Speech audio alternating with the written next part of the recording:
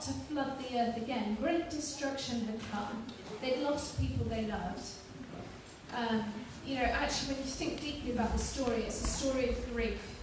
And God's rainbow is a sign of future hope, that he will never flood it again. Look at that beautiful rainbow. This is exactly what it looks like. It's a sign of God's hope and his future. It's a reminder of the peace and presence of God.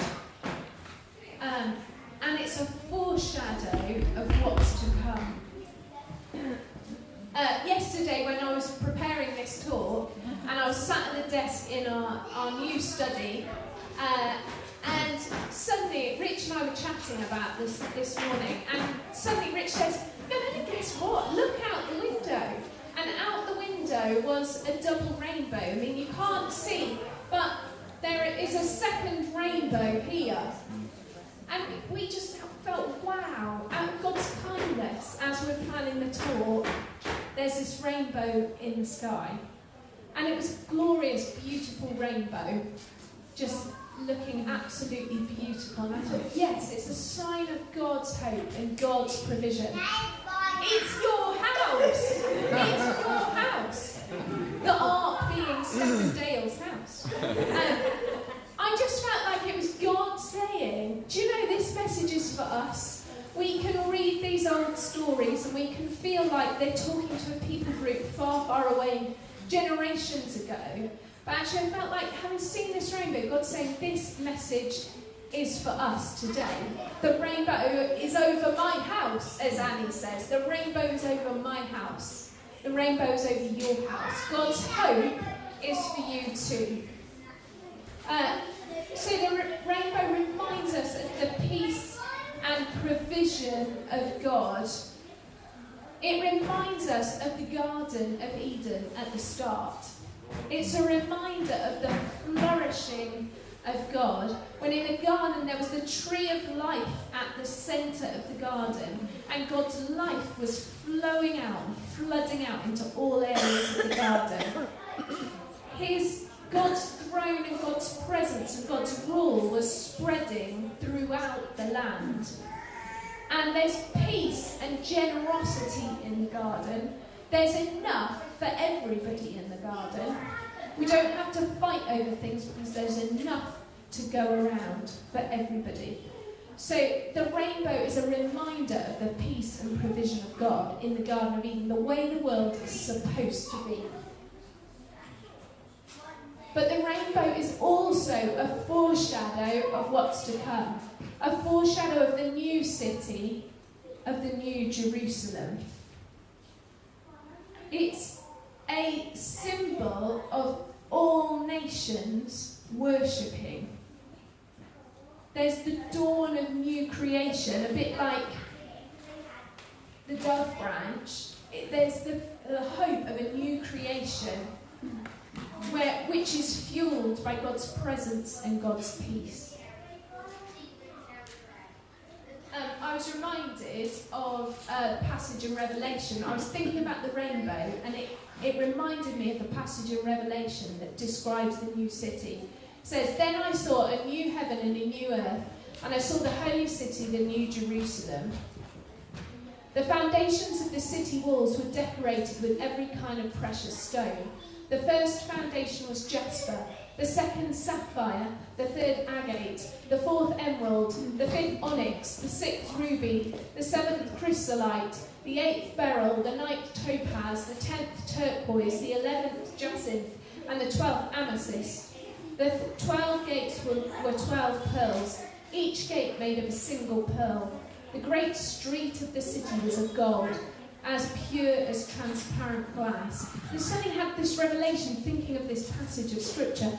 The rainbow is also a glimpse of the city to come, covered in these amazing array of beautiful gemstones of all different colours.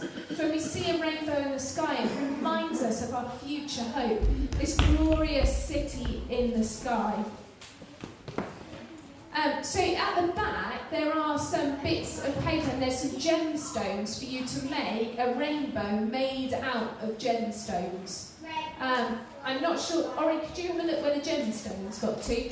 But feel free to stick them onto the paper in a rainbow shape, in rainbow colours. Ori, they were in this bag, so Ori's going to bring the gemstones and the card to make a rainbow out of gemstones.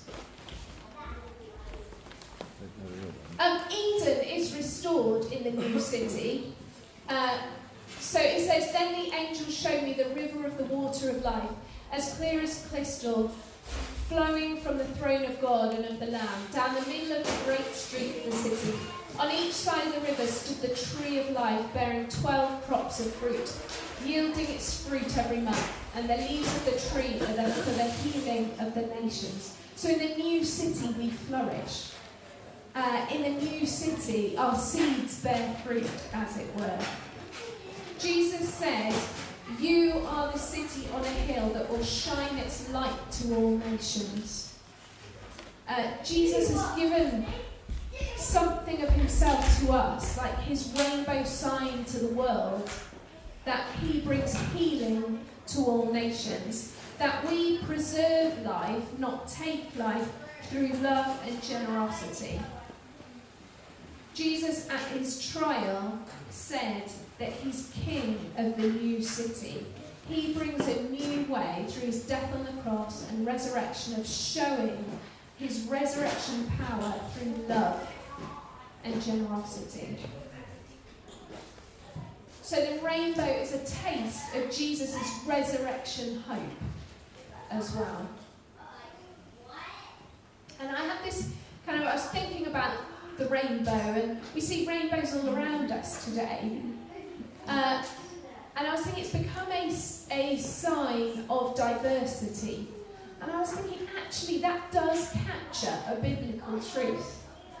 So the true rainbow foretells a glorious diversity. There's something of truth captured in the rainbows that we see around us today. That we are a diverse people. But the bit that's been distorted is not that we bow down to worship self, but that we bow down and worship the King of Kings. And we worship God. So that all peoples, all nations, all languages, all different types of people bow down and worship the King of Kings. And actually when you see the rainbow that way, there's something of truth captured in that rainbow sign. All peoples, all tribes, all countries, all nations bow down. And so the rainbow also foreshadows this time when we will all bow down and worship the King. So there's some options. We're going to sing again and worship. So there are some options. You can listen and join in the worship. You can make the Lego rainbow made out of gems. You can make a Play-Doh rainbow. And there's a really lovely new packet Play-Doh at the back. You can create a rainbow gem pocket postcard, and there's some lovely designs there to help. Or you can make a rainbow out of Lego if you want to. So there's loads of options there.